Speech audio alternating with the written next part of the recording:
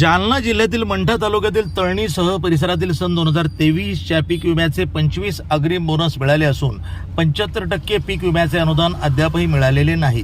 मंठा तालुक्यातील शेतकऱ्यांना अद्यापही 2023च्या पीक विम्याचे 75% अनुदान मिळाले नाही। त्यासाठी दिनांक 29 रोजी परतूर उपविभागीय अधिकारी आणि जिल्हाधिकारी जालना यांची शेतकऱ्यांच्या शिष्टमंडळासह भेट देऊन या प्रश्नी चर्चा केली।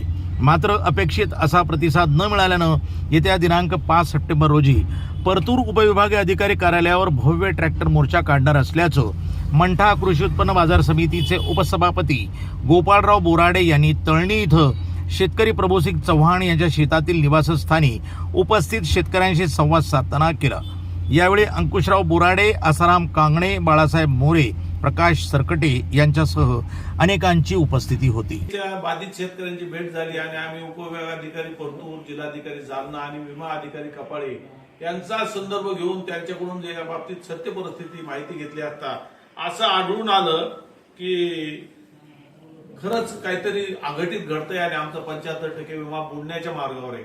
म्हणून आम्ही संघर्षाचे पावलं उचलायचं ठरवलं शेतकऱ्याच्या माध्यमातून आणि एक भव्य ट्रॅक्टर मोर्चाचं आयोजन येत्या 5 तारखेला उपविभाग कार्यालय परतूर येथे धडक शेतकऱ्याचं सोयाबीन जे मोलाचं पीक आहे ते बेभाव विक्री होतं म्हणून त्याला 6,000 किमान भाव व कापसाला 12,000 भाव ही आग्रही मागणी आम्ही शासनाच्या दरबारी मांडत आहोत। यासाठी शेतकऱ्यांनी तळणी परिसरातून भव्य अशा मोर्चाचं आयोजन करण्यात आले, त्यात सर्वांनी सहभागी व्हावं अशी आग्रहाची विनंती मी। प्रतिनिधी अमोल राऊत, NTV न्यूज मराठी, मंठा, जालना।